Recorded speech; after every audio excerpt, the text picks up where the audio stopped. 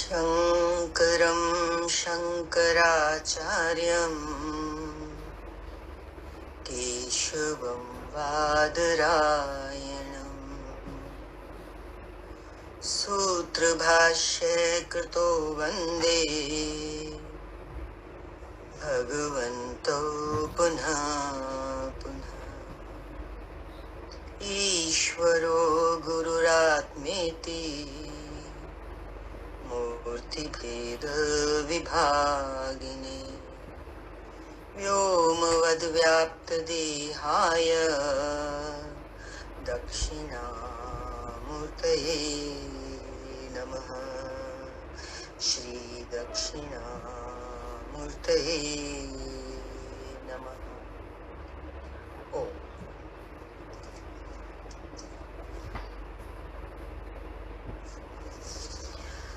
विवेक चूड़ामणि, 5वां प्रकरण, श्लोक नंबर 175 पर विचार चल रहा था, जिसमें बता रहे थे कि अज्ञान के कारण ही ये मन स्वयं विषयों के प्रति आसक्त होता है। संसार में जो विषय हैं, रूप रस गंध, 5 विषय हैं, 5 ज्ञानेंद्रियों के, उनकी ओर खिंचता है और फिर वो आसक्ति बढ़ती ही जाती है। कोई भी विषय का रस एक बार जब मन लेता है इंद्रियों के माध्यम से, तो वो रस बढ़ता जाता है। हम उसी तरफ फिर खींचते जाते हैं, जैसे रस्सी से बंधा हुआ पशु को कोई खींच, ऐसे ही हम खींचते हैं और परिणाम क्या होता है, हम बंध जाते हैं। संसार से बंधन का कारण मन हुआ, ये चल रहा था। तो यहाँ यही समझा था कि हमें विषय नहीं बांधते,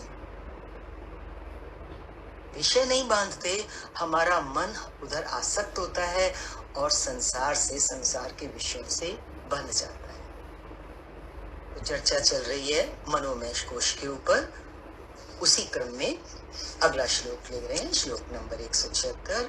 अनुवाद है, इसलिए इस जीव के बंधन और मोक्ष के विधान में मन ही कारण है। यदि बंधन का कारण मन है, तो मोक्ष का साधन भी मन ही है। इस मन से ही हम मुक्त भी होंगे। रजोगुण से मलिन हुआ ये बंधन का हेतु होता है। रजोगुण में कर्म में प्रवृत्त होना, बहुत बहुत कर्मों में, कर्मों को फैला लेना, संसार का विस्तार कर लेना। कर्मों से संसार का विस्तार होता है। तो रजोगुण, 3 गुण है ना हमारे अंदर, तमोगुण, रजोगुण, सतोगुण। रजोगुण हमें संसार में प्रवृत्त करता है, कर्मों में लगाता है, और जितना जितना हम कर्मों में लगते हैं उतना उतना हमारा बंधन बढ़ता जाता है। इसलिए बोला कि रज और तम, इनसे रहित हुआ हमारा शुद्ध सात्विक होने पर मोक्ष का कारण होता है। मन जब सतोगुणी हो जाता है, रज और तम से ऊपर उठता है, शुद्धि हो जाती है। बहुत बार चला है सत्संग में, मन का शुद्धिकरण। तो शुद्धिकरण किससे? हम 3 गुणों में वर्त रहे हैं, तमोगुण और रजोगुण से हमें शुद्ध करना है अपने मन को। और किस गुण में आना है? सतोगुण में, शुद्ध मन। व्याख्या देख लेते हैं। व्याख्या है, मन पर प्रकृति के सत्वगुण, रजोगुण और तमोगुण तीनों का प्रभाव होता है। यदि आपको याद हो तो एक बार बोला था कि ये माया क्या है? ये त्रिगुणमयी माया है। 3 गुण कौन से हैं? तमोगुण, रजोगुण, सतोगुण। तो क्या बताया कि तीनों का प्रभाव होगा, क्योंकि माया इसी की बनी, इसी से माया बनी है, 3 गुणों से, हम भी उसी से बने हैं। तो इनका स्वतः ही हमारे ऊपर प्रभाव होता है, जिसके कारण हमारा अंतःकरण मलिन हो जाता है। जब ये रजोगुण और तमोगुण का त्याग कर देता है हमारा मन, तमोगुण प्रमाद, आलस्य, निद्रा, अकर्तव्य, जो करने योग्य कर्म है उसको नहीं करना, ये तमोगुण है। रजोगुण आवश्यकता से अधिक संसार में बहते चले जाना, ये रजोगुण है। बहुत बहुत कर्मों में अपने को फंसाते जाना, इससे हमारा अंतःकरण मलिन होता है। जब इन दो गुणों का त्याग होता है तभी मन सत्वगुण से युक्त हो जाता है, जो मोक्ष का कारण हो जाता है। तो मोक्ष का रहस्य हमें समझना है, वो हमारे ही पास है। हमारे पास मोक्ष की कुंजी है, क्योंकि हमारे पास मन है। और जैसा कि ऊपर बताया कि मन ही मोक्ष का हेतु भी है। इसी क्रम में अगला सूत्र देख रहे हैं। विवेक वैराग्य आदि गुणों के बढ़ने से शुद्धता को प्राप्त होता है हमारा मन, और वैसा ही मन मुक्ति का हेतु हो जाता है। विवेक वैराग्य, इस श्लोक में विवेक और वैराग्य पहले भी बहुत बार आया है, और इन दो शब्दों को बहुत बार खोलने का प्रयत्न भी किया है। काफी हमें समझ भी आया है कि विवेक क्या है और वैराग्य क्या है। थोड़ा सा और इस श्लोक के माध्यम से ध्यान दें। बोला कि जब हमारा मन विवेक और वैराग्य गुणों से शुद्ध हो जाता है तो ये मुक्ति का साधन बन जाता है। इसलिए जो भी बुद्धिमान पुरुष है, वो जो मुमुक्षु है, जो मोक्ष चाहता है, मोक्ष का मतलब है हम नित्य सुख चाहते हैं, सदा रहने वाला सुख चाहते हैं, जो सुख कभी न आए और न जाए, परमानेंट सुख जो कभी खुटे ही ना, ऐसा मुमुक्षु के लिए क्या जरूरी है? ज्ञान और वैराग्य। विवेक और वैराग्य की बात हो रही है, तो वो कैसे प्राप्त होगा? ज्ञान और वैराग्य दोनों ही जब हमारे दृढ़ हो। ज्ञान से हमारा विवेक जागृत होगा और उसी से फिर हमें मनन करने से वैराग्य होता है। व्याख्या देख रहे हैं। मुक्ति के लिए मन की शुद्धता आवश्यक है। पहली शर्त। मुक्ति भी कौन सी? बहुत ऋषियों मुनियों वाली मुक्ति की तो हम कभी बात करते ही नहीं। मुक्ति मीन्स हमारे दिन प्रतिदिन के जीवन में जो समस्याएं आती हैं, जो दुख आते हैं, उलझनें आ जाती हैं, शंकाएं आ जाती हैं, उनसे छूटना। शुद्ध सात्विक मन ही मुक्ति का कारण बनता है। अब इस मन को शुद्ध करने के लिए सबसे पहले क्या चाहिए? विवेक की जरूरत है। और विवेक का अर्थ क्या है? आत्म अनात्म वस्तु में भेद समझना, आत्म अनात्म वस्तु का विवेक करना, उनको अलग अलग करके समझना। आत्म क्या? जो चैतन्य है, नित्य है, सदा रहने वाला है। अनात्म जो जड़ है। दो तरह की प्रकृति है ना, जड़ प्रकृति, चेतन प्रकृति। तो इन दो को अलग अलग करके समझना बहुत जरूरी है। उसी से हमारा विवेक पैदा होता है, जिससे दोनों में भेद किया जा सके। सबसे पहले हमें आत्म और अनात्म, इसमें भेद समझना जरूरी है। इसके बाद जब एक बार हमें समझ आ जाएगा क्या रहने वाला है और क्या खिन जाने वाला है, ये भेद को समझने के बाद स्वतः ही अनात्म वस्तु विषयों के प्रति वैराग्य, अनात्म वस्तु विषयों के प्रति वैराग्य। वैराग्य का क्या मतलब है? हम छोटे छोटे बच्चे हैं, हम वैराग्य शब्द को सुनते हैं तो लगता है क्या संसार को छोड़ देना वैराग्य है? ऐसा नहीं है। वैराग्य का मतलब है हमारी एक परिष्कृत समझ, हमारी एक सुलझी हुई समझ कि जिस संसार में हम बैठे हैं, जिन विषयों में हम बैठे हैं, उनकी हमें कहाँ तक आवश्यकता है। जहाँ आवश्यकता नहीं है वहां से अपने को पीछे हटा लेना ही वैराग्य है। या उनकी निरर्थकता को समझ लेना कि ये तो निरर्थक है, मेरे काम के नहीं है, ये क्षण भंगुर है, थोड़े समय के लिए सुख देते हैं और फिर चले जाते हैं। तो जो चीज आए और जाए उसके प्रति हमारी दृष्टि कैसी हो? है? उपेक्षा की दृष्टि हो कि मिल गया तो ठीक, नहीं मिला तो भी ठीक। ये चीज दोनों में भेद समझ करके अनात्म वस्तुओं के प्रति वैराग्य माना आसक्ति का त्याग कर देना। आसक्ति हो जाती है ना संसार में, अटैचमेंट हो जाती है। आसक्ति मीन्स अटैचमेंट। रहेंगे हम उसी परिवार में, उसी संसार में, लेकिन कैसे रहेंगे? आसक्ति रहित होके रहेंगे। देखो, किसी से बहुत अटैच हो के भी हम वहीं रह सकते हैं और डिटैच होके भी रह सकते हैं, क्योंकि डिटैच हमें बाहर से तो होना नहीं है। संसार को बाहर से छोड़ने के लिए तो गुरु ने कभी कहा नहीं। तो भीतर से छोड़ने का मतलब है कि हम ऐसे पत्थर दिल नहीं हो जाएंगे, लेकिन हम क्लियर हेडेड जरूर हो जाएंगे। हम हर बात को बहुत स्पष्ट रूप से जब समझने लग जाएंगे तो अपने आप ही अंदर से डिटैचमेंट आ जाती है। क्यों? कि वो एक परम तत्व की तरफ जब हमने अपना कदम रखना शुरू किया तो हमारा जुड़ाव उस तरफ बढ़ता जाता है। जितना जितना जुड़ाव हमारा उस तरफ बढ़ता है तो उतना उतना हम इस संसार से ऑटोमेटिकली डिटैच होते जाते हैं। उसमें नुकसान नहीं होता। कोई सोचे कि संसार से डिटैच हो जाएंगे तो कोई हमारा नुकसान होगा, ऐसा नहीं है। बल्कि हम देखते हैं हमारा जीवन और सुंदर हो जाता है, सरल हो जाता है। आसक्ति का त्याग कर देना चाहिए जिसमें आत्म वस्तु को प्राप्त किया जा सके, जैसा कि अभी बताने का प्रयत्न किया। इन दोनों के दृढ़ हुए बिना, हमें याद रखना है आज किसकी बात चल रही है, विवेक और वैराग्य। ये साधक के जीवन में विवेक और वैराग्य दो चीजें दृढ़ होनी बहुत जरूरी हैं, क्योंकि शास्त्र कह रहा है कि इनके दृढ़ हुए बिना ज्ञान प्राप्त नहीं होता और बिना ज्ञान के मुक्ति नहीं होती। देखो हम गुरु के पास क्यों जाते हैं? ज्ञान के लिए। और ज्ञान के लिए हम क्यों जाते हैं गुरु के पास?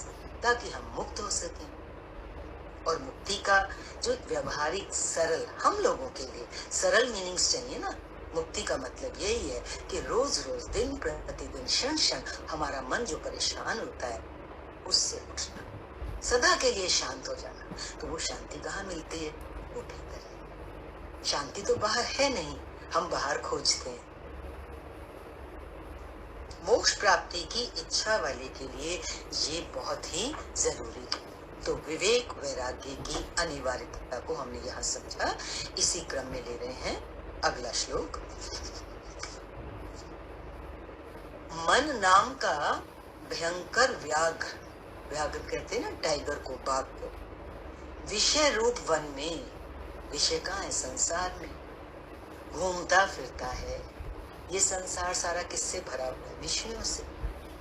हम उधर ही तो लिप्त हैं। लेकिन जो साधु मुमुक्षु हैं, साधु मीन्स जो सात्विकता की स्थिति में आ चुके हैं, सज्जन है। साधु से मीन्स ऐसे ना समझ लेना जिन्होंने लाल कपड़ा पहन लिया वही साधु है। साधुत्व तो हमारे मन की एक स्थिति है। जो साधु और मुमुक्षु हैं वे वहां ना जाएं। शास्त्र कितने प्रेम पूर्वक दुलार कर रहा है हम पर। शास्त्र क्या कह रहा है? यदि हम मुमुक्षु हैं, मुमुक्षु मीन्स सदा के लिए सुखी होना चाहते हैं, उस नित्य सुख की प्राप्ति करना चाहते हैं, तो इस संसार में जो विषय रूपी जंगल है, जंगल में जैसे कांटे पत्थर जानवर होते हैं, जंगली जानवर, हिंसक जानवर होते हैं, उनका खतरा होता है, ऐसे ही जीव के लिए इस संसार में खतरा ही खतरा है इन हिंसक जानवरों का। कौन से हिंसक जानवर? विषय रूपी हिंसक जानवर। व्याख्या देख रहे हैं। जो मोक्ष प्राप्ति की इच्छा करने वाले हैं उनको विषयों में रमण नहीं करना चाहिए। विषयों में रमण करने से क्या मतलब है? संसार में रहते हुए संसार में जो विषय हैं उनका हम रूप ना हो जाए। रमण करने का मतलब ये है बस काम चलाओ। कहीं भी गए, किसी के पास बैठे, किसी उत्सव में गए, शादी विवाह में गए, चक्कर लगा के आ गए, तो रमण तो नहीं किया ना। एक होता है उसी का रूप हो जाना, उसी का चिंतन करते रहना। उस बात से शास्त्र में सावधान कर रहा है। रमण नहीं करना चाहिए विषयों में साधु को, मुमुक्षु को, क्योंकि मन सदा विषयों में ही घूमता रहता है। जितना ज्यादा इसको हम विषय उपलब्ध कराते हैं तो ये और मांग करता है, और मांग करता है। कि जो चीज मीठी लगेगी मन को वो तो मांगेगा ना, मुझे और चाहिए। जैसे बच्चा है ना, एक चीज मीठी, उसको टॉफी दो तो और मांगता है। मन को कहीं घुमाने फिराने ले जाओ तो मन रोज ही चाहता है, रोज ही जाए, बहुत मजा आया। मन को तो यही चाहिए ना, बाहर का सुख चाहिए उसको। तो क्या कह रहे हैं कि जो साधु मुमुक्षु हैं वो अपने आप को इन विषयों से बचाएं, क्योंकि मन तो उन्हीं में आनंद लेता है। विषयों के प्रति वैराग्य करने से मन अपने आप शांत हो जाता है। विषयों के प्रति वैराग्य, अब बात हमारे लिए आती है कि क्या हम विषयों से वैराग्य कर पाएंगे? यदि मन ये कहे कि जीवन भर तो हो नहीं पाया, लेकिन अभी जो हम सत्संग में बैठे हैं तो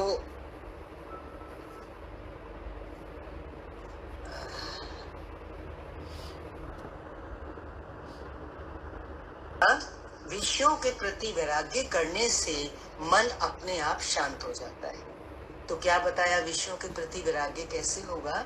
जैसे देखो, अभी इस क्षण को पकड़ो, हम कहाँ बैठे हैं? हम सत्संग में बैठे हैं, शास्त्र का स्वाध्याय कर रहे हैं। तो इस समय मन हमारा विषयों में नहीं जा रहा। तो अगर हम वैसे विषयों से वैराग्य लेना चाहें जिसकी मन को आदत हो गई है तो कठिन लगता है। लेकिन यदि हम इसकी दिशा को मोड़ देते हैं, गुरु से प्रेम करते हैं, ज्ञान के प्रति हमारा आकर्षण होता है, हम सत्संग के दरबार में होते हैं, तो स्वतः ही जब इसको सत्संग में रस आने लगता है तो अपने आप ही विषयों से वैराग्य होने लगता है। जब विषयों से वैराग्य सरल सहज तरीके से हो तो वही वैराग्य दृढ़ होता है। ये बता रहे हैं, विषयों के प्रति वैराग्य करने से मन अपने आप शांत हो जाता है, जो मुक्ति का कारण बनता है। मुक्ति कैसे मिलेगी? जब हमारा मन शांत होगा। और जैसे अभी बताया, शांति कहाँ है? शांति तो भीतर है, बाहर तो शांति है नहीं। संसार में कहीं भी जाओ तो मन कैसा हो जाता है? अशांत ही होता है, जो मुक्ति का कारण बन जाता है। विषयों के प्रति आसक्ति छोड़ देने से ही मन को जीता जा सकता है, अन्य कोई उपाय नहीं है। अब ये लाइन धारण करने की है कि विषयों के प्रति आसक्ति छोड़ देने से मन को जीता जा सकता है। सारी बात किस बात की है? मन को जीतने की। कहते हैं ना, मन ही बंधन का कारण है, मन ही मोक्ष का कारण है। तो करना क्या है? बहुत सरल उपाय है। उथों पटके ऐथों लाना है, उधर से उठा के इधर जोड़ देना है। किधर से उठा के? संसार से उठा के। हम यहाँ जुड़ेंगे कहाँ? सत्संग से, ज्ञान से, शास्त्र से।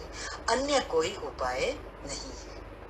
इसी क्रम में आगे देखेंगे, विषयों का भोक्ता जीव है। विषयों को कौन भोग रहा है? याद कीजिए, पिछले सेशन में ऐसे आया था कि एक वृक्ष है और उसकी उपमा दी थी शरीर से, शरीर रूपी वृक्ष।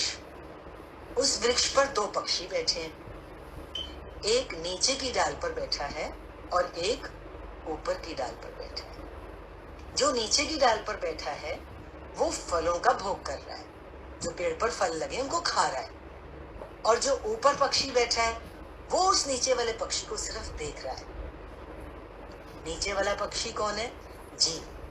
जैसे हम जीव हैं, विषयों का भोग करते हैं, तो वो पक्षी विषयों का भोग कर रहा है और ऊपर वाला दृष्टा है, मात्र देख रहा है। तो हमें क्या करना है? जैसे उस पक्षी ने ऊपर की तरफ देखा तो उसने क्या पाया कि ऊपर वाला पक्षी फलों का भोग नहीं कर रहा, लेकिन वो शांत बैठा है। तो उस शांति की वाइब्रेशन जब उससे मिलती है तो उसका आकर्षण बढ़ता है कि ये तो फलों का भोग भी नहीं कर रहा, तब भी इतना शांत है, और मैं तो इतने फल खाता हूँ रोज, तब भी मुझे तृप्ति नहीं है। वो जीव कौन है? वो पक्षी कौन है? इस शरीर में शरीर रूपी वृक्ष बताया ना, वो ये जीव है, जीवात्मा। हम भोगों में कितना जाते हैं, लेकिन फिर भी अंदर में क्या रहती है शेष? अतृप्ति। इस मन को और चाहिए। लेकिन जैसे ही हम गुरु का दर्शन करते हैं, उस नीचे वाले पक्षी ने जैसे ही ऊपर वाले पक्षी को देखा जो शांत बैठा था, तो उसको आकर्षण हुआ। तो हमारा मन विषयों से कब मुक्त होता है? जब हम सत्संग से जुड़ते हैं, गुरु से जुड़ते हैं, क्योंकि गुरु उस स्थिति में है, शांत स्थिति में है। कारण क्या है उसकी शांति का? वो भोगों से ऊपर उठ चुका है। तो कहते हैं ना, संग का रंग, as the company so the colour. जब हम सत्संग का, गुरु का, ज्ञान का संग करते हैं तो उसका रंग हमारे ऊपर चढ़ता है। हमें जब उसके प्रति आकर्षण होता है, वो जो शांति हमें वहां दिखती है, तो ऑटोमेटिकली हमारा क्या होता है? विषयों से वैराग्य होता है, विषयों से मन अपने आप उठता है। कहते हैं ना, गुरु भी बार बार कहते हैं, शास्त्र भी कहता है, जोरी से कहीं से मन को हटाएंगे तो मन ज्यादा उसमें वापस जाएगा। स्वतः सहज तरीके से जब मन अपने आप आकर्षित होता है इस सर्वोच्च के लिए, जो ऊंचे से ऊंची चीज है इस संसार के अंदर, तो वो दृढ़ होती है। यहाँ पे यही बता रहे, विषयों के प्रति आसक्ति छोड़ देने से मन को जीता जा सकता है। विषयों का भोक्ता जीव है जो आत्मज्ञान के अभाव में स्वयं सम्राट बन बैठा है। हमारे शरीर के ऊपर मालिक कौन बन के बैठा हुआ है? हमारी ये जीवात्मा। कैसे, क्या बोलता है ये जी अंदर बैठ के? मैं मालिक बना हुआ है ना, हर कोई बोलता है मैं। फिर क्या बोलता है? मेरा। जैसे राजा कहता है ये साम्राज्य मेरा। तो हमारे अंदर की बैठी हुई जीवात्मा भी क्या कहती है? ये शरीर मेरा, ये घर मेरा, ये संतान मेरी, ये धन मेरा, ये मेरा मेरा मेरा का साम्राज्य कहाँ से आ गया? उस जीव भाव से तुम्हारे ये सम्राट बन गया है। और जैसे सम्राट के सेवक होते हैं, वो उसको जो उसकी आवश्यकता होती है, भोग विलास की चीजें होती हैं, उसके नौकर चाकर उसको उपलब्ध कराते हैं। ठीक उसी तरह से ये मन भी हमारी इस जीव का आज्ञाकारी सेवक है। जीव जो अंदर में है, जो इस शरीर का मालिक बन के बैठा हुआ है, ये शरीर मेरा, तो इसको भोग विलास कौन प्रदान कर रहा है? कौन उपलब्ध करा रहा है? हमारा मन। सारे भोग, सभी स्थूल सूक्ष्म विषयों की सामग्री ये पैदा करके उसके सामने, जीव के सामने रखता है। कौन? मन। और उनको जुटा करके इस जीव भाव को पोषण करता है। देखो हमारी परेशानी क्या है, हमारा जीव भाव बहुत बढ़ता जा रहा है। जितना जितना हम विषयों में प्रवृत्त होते हैं, उतना उतना हमारा जीव भाव और दृढ़ होता है। अब इस जीव भाव को दृढ़ कराने वाला कौन है? इस श्लोक के माध्यम से हमें समझ आ रहा है, हमारा मन। हमारा मन संसार के विषय भोगों को हमारे को उपलब्ध कराता है, हमें उनमें रस आता है और हम उनका रूप होते जाते हैं। धीरे धीरे हमारा जीव भाव ही बढ़ता जाता है। जीव भाव माना क्या? मैं, ये शरीर, ये मेरा, और इसी को मान करके हम दुखी और सुखी होते रहते हैं। जीव में अहंकार है, ऐसा होने से एक अहंकार की भावना बढ़ती है और फिर उस अहंकार की तृप्ति के लिए यही मन हमको कभी हमारा शरीर, हमारा वर्ण, कि मैं इस वर्ण का हूँ, इस आश्रम का हूँ, मैं गृहस्थ आश्रम में बैठा हूँ, मैं इस जाति का हूँ, ऐसे ऐसे भेद भी उत्पन्न करके ये मन हमें उसी में उलझाएगा। ये समझना है, इस मन का काम है हमें उलझाना। किन किन चीजों में उलझा दिया? मैं गृहस्थ हूँ, मैं बड़ा हूँ, मैं इस जाति वाला हूँ, मैं इस वर्ण वाला हूँ, वर्ण शूद्र हूँ, वैश्य हूँ या ब्राह्मण हूँ, इसमें अटका के रखता है। ये इन भेदों को उत्पन्न करता है जिसका फल जीव को भोगना पड़ता है, क्योंकि मन ने तो ये सब क्रिएट कर दिया हमारे लिए। लेकिन अब इसका फल कौन भोग रहा है? कि मैं तो ये हूँ, मैं वो हूँ, हमारी जीवात्मा। जीव इसी के बहकावे में आकर, किसके बहकावे में आकर? मन के बहकावे में आकर आत्मा को सदा के लिए भूल जाता है ना? हमारी हालत क्या है? क्या याद है हमें? ये शरीर ही तो याद है, मन में चलने वाले ख्याल ही तो याद है। मेरे साथ ऐसा हुआ, आज ये हुआ, कल ऐसा ना हो जाए, बस इसी में घूमते रहते हैं। और इसी में घूमते रहने के कारण हम किसको भूल गए? अपने सत्स्वरूप को भूल गए। वो कौन है? हमारा निराकार रूप, वो ज्योत, वो आत्मा। और मन के कारण विषयों में ही रस लेने लगता है। ये जीवात्मा इस मन के कारण संसार में ही भटकता है। इसी क्रम में अगला श्लोक देख रहे हैं। ये जो हमारी असंग आत्मा है, आत्मा कैसी असंग है? ये किसी से लिप्त नहीं है, चिद्रूप है, ये चेतन है। इस आत्मा को मोहित किया हुआ है, मीन्स जाल में, मोह में फंसा देने का क्या मतलब होता है? उसको गुमराह कर देना। तो इस मन ने हमारी आत्मा को मोहित करके, गुमराह करके, देह में इंद्रिय और प्राण आदि के जो गुण हैं उनसे बांध रखा है कि मैं तो देह हूँ, ये मेरी इंद्रियां हैं, प्राणों से मेरा शरीर चल रहा है।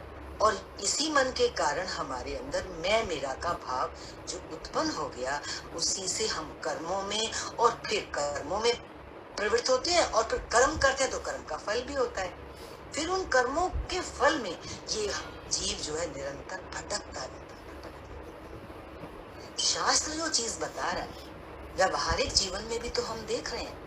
आज हम क्या कर रहे हैं? संसार में भटक ही तो रहे हैं, कभी कुछ हमारे सामने आता है। तो ये आज हमें रहस्य पता चल जाएगा कि हम जो इतने भटकाव में उलझे हुए हैं, संसार के जाल में फंसे हुए हैं, किसके कारण? इस मन के कारण।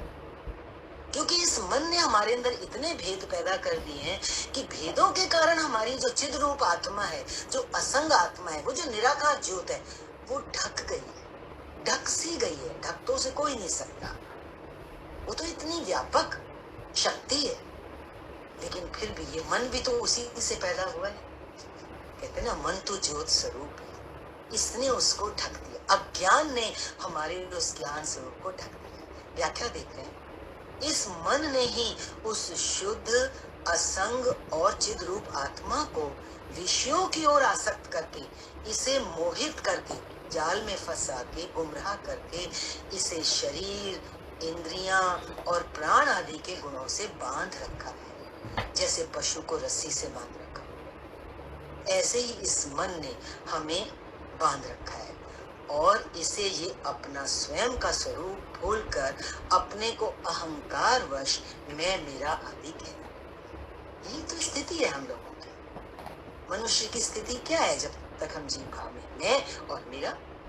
मैं और मेरा ही तो संसार है, इसके अलावा तो संसार कुछ है ही नहीं। यही हम सारा समय कहते रहते हैं और इसी कारण मैं मेरा के कारण हम कर्म में प्रवृत्त होते हैं और कर्मों में प्रवृत्त होने से कर्मों का फल क्योंकि होता है, तो हम फिर कर्मों के भोक्ता हो जाते हैं। कर्म करना, कर्मों का फल भोगना, ये कड़ी चलती रहती है। यही तो कड़ी जन्म और मरण की है। इन्हीं कर्मों के फलों को भोगने के लिए तो हम अगला जन्म लेते हैं। इस जन्म में भी हम क्यों आए? पिछले जन्मों के कर्मों के फलों को भोगने के लिए। लेकिन देखो, ये चेन टूट नहीं रही है। कारण क्या है? जब शरीर में होते हैं तो हम फिर कर्मों में प्रवृत्त होते हैं, फिर उनके फल होते हैं, फिर उनको भोगने के लिए ये शरीर जब छूटता है तो नया शरीर मिलता है। तो यही कह रहे हैं, इस प्रकार इस जीव की हालत ऐसी हो गई है इस मन के कारण, जैसे कोई बहुत ही कुलीन उच्च परिवार का कोई बालक बुरे लड़कों के संग में पड़कर चोरी, हत्या आदि करनी शुरू कर देता है और फिर ऐसा गलत कर्म करने से वो कुल की मर्यादा को ही भूल जाता है कि मैं तो बहुत ही अच्छे सज्जन परिवार का बालक हूँ। वो इस बात को भूल जाता है। ठीक वैसी ही हालत हमारे मन की है। ये मन ही जीव के पतन का कारण बनता है। क्योंकि जीव क्या है? जीवो ब्रह्म ही बना ना परा। जीव तो ब्रह्म है, ब्रह्म का अंश है ना? ईश्वर अंश, जीव अविनाशी। जीव तो ईश्वर का अविनाशी अंश है तो हम उस परमात्मा की संतान। जब परमात्मा की संतान है तो देखो कैसे हैं? सागर से अगर बूंद को हम अलग करें तो क्या बूंद अलग है? वही जल तो है जो सागर में है। तो उस परमात्मा की एक किरण जो हमारे अंदर है आत्मा रूप से, तो वो कौन है? वो परमात्मा ही तो है। उसको हम नाम आत्मा का दे देते हैं। आत्मा ही परमात्मा है। तो इतनी हमारी उच्च स्थिति है, उसके बावजूद भी हम उस कुलीन परिवार के बालक की तरह जो गलत संगत में पड़ के नीच कर्म करने लग जाता है और अपनी कुलीनता को भूल जाता है, वही तो हालत हमारी आत्मा की हो गई। इस मन के चक्कर में पड़ के, विषयों में भटक के हम अपनी उस आत्मा की उच्चता को, उसकी सर्वोच्चता को, उसकी शुद्धता को, उसके सुख को, नित्य सुख को भूल गए। यहाँ पे ये समझाया जा रहा है कि मन ही जीव के पतन का कारण बनता है। अनात्मा को आत्मा मान लेना। अनात्मा मीन्स जड़ और आत्मा मीन्स चेतन। ये शरीर जड़ है, हमने इसको सच मान लिया, तथा उसी को अपना स्वरूप मान लेना। हमने शरीर को अपना स्वरूप माना हुआ है, लेकिन ये शरीर किसके होने से ठहरा हुआ है? आत्मा के होने से तो चल रहा है, आत्मा ने इसको धारण किया हुआ है। आत्मा जैसे इससे विलग होती है तो ये तो बेकार हो जाता है, शव हो जाता है। तो अनात्मा को हमने आत्मा मान लिया, उसी को हमने अपना स्वरूप मान लिया। यही तो अध्यास दोष है। अभ्यास हो गया है। हमें क्या कहने का, मैं शरीर में, मैं तो ये शरीर ही हूँ, इसका अभ्यास है। ये अभ्यास बहुत बार आया है सत्संग में।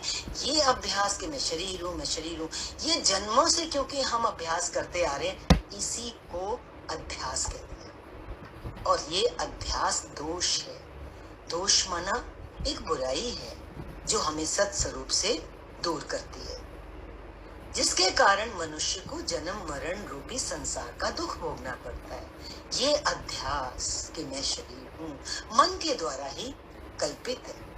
और जो अविवेकी पुरुष है, मीन्स जिनका विवेक जागा नहीं है, वो रज और तम आदि गुणों के कारण मन के इस माया जाल को समझ नहीं पाता, उलझ जाता है माया जाल में, जिसके कारण जन्म मरण आदि दुखों का कारण बन जाता है। और इसके विपरीत जो विवेकी पुरुष है, विवेकी कौन है? जो सत्संग में आ गया। विवेकी रज और तम से ऊपर उठ करके उस सतोगुण में स्थिति जब उसकी हो जाती है, तो वो आत्मनात्म वस्तु का भेद करके समझता है कि क्या जड़ है, क्या चेतन है, मुझे संसार में कितना जाना है, कहाँ से मुझे अपने को वापस लाना है, ताकि मैं सदा सदा के लिए सुखी हो सकूं। तो विवेकी पुरुष इस राज को समझ के सदा के लिए मुक्त हो जाता है। ये संसार मन का ही खेल है, बस इतना समझ ले। पूरे शास्त्र का जो लेसन हमें मिलता है, उसमें अगर यदि हम एक भी लाइन पकड़ते हैं तो वो निचोड़ होती है। जैसे ये आ रहा है, ये संसार मन का ही खेल है, इसी का रचाया हुआ है, इसलिए ये मन ही अविद्या है। कहते ना हम ज्ञान के लिए आए हैं यहाँ पर, तो पहले समझ लेना अज्ञान क्या है। मन ही अज्ञान है, आत्म ज्ञान ही एकमात्र विद्या है। हम संसार में कितनी भी विद्याएं इकट्ठी कर लें, लेकिन जब तक हमने अपनी आत्मा को नहीं जाना तो हम अज्ञानी ही हैं। और वो आत्म ज्ञान ही एकमात्र विद्या है जो हमें संसार बंधन से मुक्त करने वाली है। जिस प्रकार मेघ मंडल वायु द्वारा भरमाया जाता है, बादल होते ना आकाश में, उनको उड़ा के कौन ले जाती है? वायु। उसी प्रकार ये संसार मन के कारण ही भरमाया गया है। पूरे संसार को आप देख लो, दौड़ रही है दुनिया विषयों की तरफ, तो कौन दौड़ा रहा है? मन दौड़ा रहा है। सारा संसार भ्रम में हिप्नोटाइज्ड है, क्योंकि हम उसको सच समझ के पकड़ के बैठे, शरीर को आत्मा मान के बैठे। आत्मा मीन्स मैं यही हूँ, बस यही हूँ, सच्चे स्वरूप को नहीं जानते। मन से मुक्त होना ही मुक्ति है। उस मन का मुमुक्षु को प्रयत्न पूर्वक शोधन करना चाहिए। अब मन के कारण मुक्ति है तो मन में अशुद्धि आ गई है, तो क्या करना है? बर्तन मैला हो जाता है, कई उसमें जंग जम जाती है, तो उसको रगड़ रगड़ के साफ करते हैं। ऐसे ही कह रहे हैं कि अगर हमें मुक्ति चाहिए, सदा सदा के लिए हम सुख होना चाहते हैं, तो हमें अपने मन को क्या करना है? प्रयत्न पूर्वक पुरुषार्थ करना है, उसका शोधन करना है, उसकी शुद्धि करनी चाहिए। और मन के शुद्ध हो जाने पर मुक्ति कैसी है? जैसे हथेली पर रखा हुआ आंवला कर अमलकवत हो जाती है। हाथ में हथेली पे रखे हुए, साक्षात हथेली पे रखा हुआ आंवला दिखेगा, हमें आत्मा और अपना जो सत्ता स्वरूप है वो दिखाई देता है। व्याख्या है, ज्ञान प्राप्ति और मुक्ति की इच्छा रखने वाले को इसी कारण सबसे पहले क्या करना है? मन का शोधन करना चाहिए। और शुद्ध मन में ही, मन की शुद्धि क्यों जरूरी है? क्योंकि भगवान परमात्मा जो निराकार है वो बाहर नहीं मिलेगा, शुद्ध मन में ही उसका प्रकाश आएगा, शुद्ध मन में ही उसके दर्शन होते हैं, जिसको जानकर मनुष्य मुक्त हो जाता है। जो व्यक्ति मन को शुद्ध करने का तो प्रयत्न करता नहीं और क्या करने लग जाता है? कर्म कांड जप तप आदि में लगे रहते हैं, तो शास्त्र कह रहा है ऐसा व्यक्ति 100 कल्पों में भी मुक्त नहीं हो सकता। इसलिए कह रहे हैं मोक्ष की आसक्ति से, जिसके अंदर मोक्ष की अभिलाषा हो वो क्या करे? विषयों में राग का निर्मूलन करे, मीन्स अपने राग को दूर करे और सारे कर्मों का त्याग भी करे, अनावश्यक कर्मों का जो शास्त्र विदित नहीं है गलत कर्मों का त्याग करे और इस प्रकार शुद्ध श्रद्धा से युक्त होकर के, बहुत महत्वपूर्ण शब्द आ रहा है, ध्यान देंगे, शुद्ध श्रद्धा से पहले तो युक्त होना है। सबसे बड़ी जरूरत क्या है? श्रद्धा, वो भी कैसी? शुद्ध श्रद्धा। फिर क्या करे? श्रवण आदि में तत्पर रहना है, श्रवण करना। हम श्रवण कर रहे हैं इस समय शास्त्र का, गुरु की वाणी का। ऐसी बुद्धि चंचल स्वभाव को इस तरह से, ये पुरुषार्थ करने से हमारी बुद्धि की जो चंचलता है वो नष्ट हो जाती है। और जैसे ही पानी में चंचलता हो तो हमारा प्रतिबिंब नहीं दिखता, इसी प्रकार से जब हमारा मन चंचल होता है तो उस आत्मा के होने के बावजूद भी हमें अपना आत्मा का दिग्दर्शन नहीं होता। तो यही कह रहे हैं कि मन शुद्ध होने पर, उसके स्थिर होने पर आत्मा वही है, परमात्मा वही है, हमें दर्शन लाभ होता है। दर्शन मीन्स हमें सुख की प्राप्ति होती है। जिसे मोक्ष की इच्छा है उसे विषयों के प्रति आसक्ति का त्याग करके आसक्ति युक्त राग पूर्वक सभी कर्मों का त्याग कर दे। क्योंकि कर्मों का त्याग क्यों बताया? क्योंकि कर्मों से ही राग उत्पन्न होता है, और ऐसे कर्मों का त्याग करके आसक्ति रहित कर्म ही करे।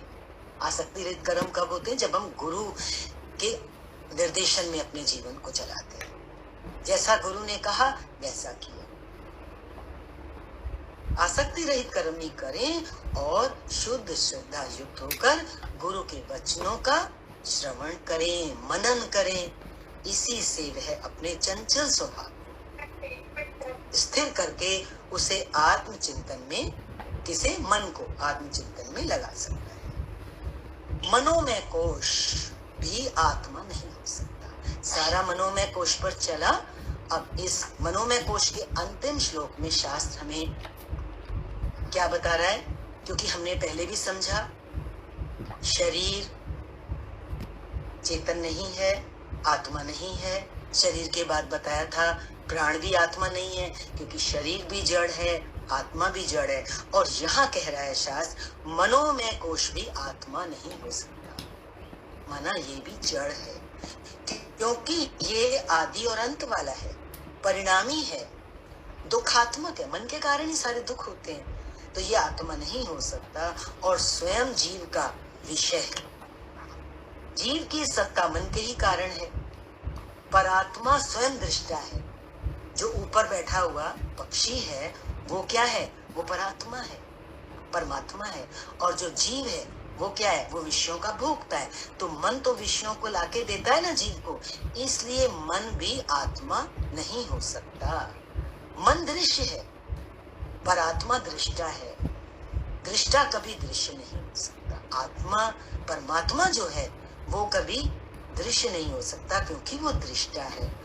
आत्मा के गुण क्योंकि मन में नहीं है, जैसे ऊपर चला, आत्मा के गुण मन में ना होने से मन भी आत्मा नहीं हो सकता। धीरे धीरे यही बताने का प्रयत्न किया गया है कि जो 5 कोशों की चर्चा चल रही है, ये पांचों कोश ही एक प्रकार से हमारी आत्मा के ऊपर आवरण है, और ये आत्मा नहीं है।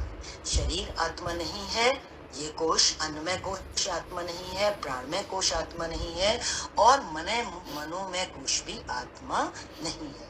यहाँ तक इतना स्पष्ट किया गया। हरिओम।